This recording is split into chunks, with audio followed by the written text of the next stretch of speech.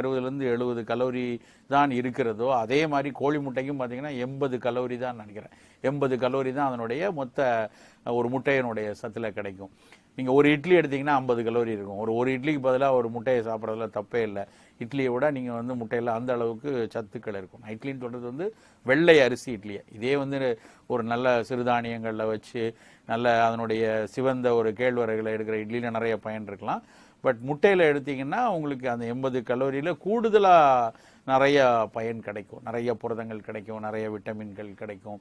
So அதனால் வளரக்கூடிய குழந்தைகள், சின்ன குழந்தைங்க காலையில் வேகமாக பள்ளிக்கு கிளம்பக்கூடிய சமயத்தில் இருக்கும் பொழுது வாரத்துக்கு ஒரு 2 நாள் 3 நாளாயினும் கண்டிப்பாக வந்து முட்டை கொடுக்கணும் காலையில்.